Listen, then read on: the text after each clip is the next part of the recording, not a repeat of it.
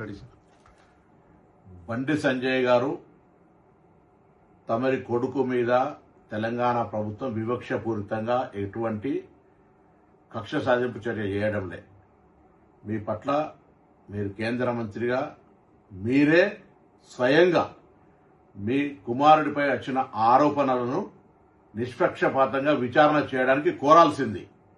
మీరు దాని మీద ఏదో కుట్ర చేస్తా ఉన్నారు, సానుభూతి కొరకనే ప్రయత్నం చేసే కంటే ఆ అమ్మాయి మిమ్మల్ని కలిసిన మాట వాస్తవమా కాదా, ఆ అమ్మాయితో బాబు తిరిగిన మాట వాస్తవమా కాదా, వాటిని నిరూపణ చేసుకోవడానికి ప్రయత్నం చేసి నిర్దోషిగా అయితే నిర్దోషిత్వం నిరూపించుకోండి.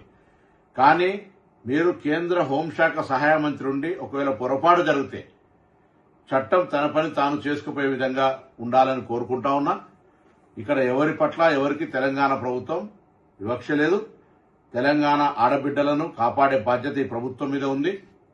తప్పకుండా తెలంగాణ ఆడబిడ్డలకు విశ్వాసం కలిగజేస్తాను. ఎక్కడ ఇటువంటి చర్యలు జరిగితే వారికి పూర్తిగా సపోర్ట్ గా ఉంటుంది.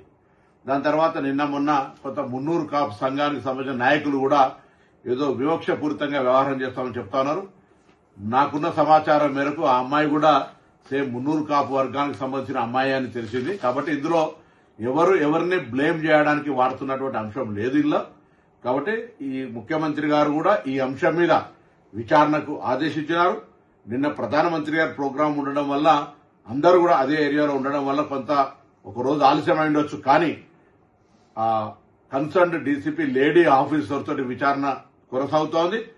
దోషి ఎవరు కూడా తప్పించుకొని పోలేరు, ఎంతటి పెద్దవాళ్ళైనా అనేటువంటిది ప్రభుత్వం అంతే కఠినంగా అంతే సీరియస్ గా వ్యవహారం చేస్తుందని గౌరవ ముఖ్యమంత్రి గారే స్వయంగా మరి డీజీపీ గారిని ఆదేశించినారు.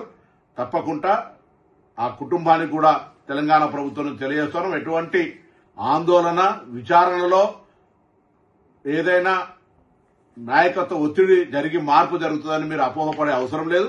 తప్పకుండా ఇది ప్రజాస్వామ్యం. మీకు జరిగినటువంటి అన్యాయంగా మీరు అది ఒకవేళ తప్పకుండా అటువంటి సంఘటనలు జరిగి ఉండుంటే దోషి మీద ఎటువంటి శిక్షకు వెనుకాడిగే ప్రశ్న లేనేలేదు.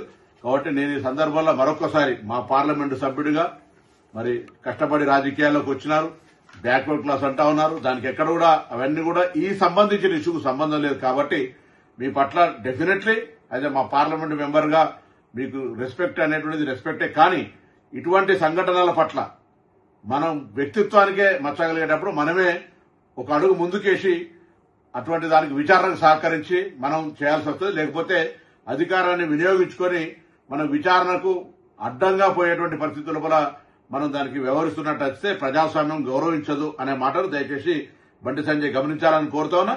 నేను అదేవిధంగా పోలీస్ అధికారులను గౌరవ ముఖ్యమంత్రి గారి ఆదేశాల మేరకు మరొకసారి సీరియస్ గా ఆదేశిస్తాను. వెంటనే ఎటువంటి వివక్ష లేకుండా పూర్తి స్థాయి విచారణ జరిగి దోషులు ఎవరైనా సరే కఠినంగా శిక్షించే విధంగా ఉండాలని సందర్భంగా కోరుతా ఉన్నా.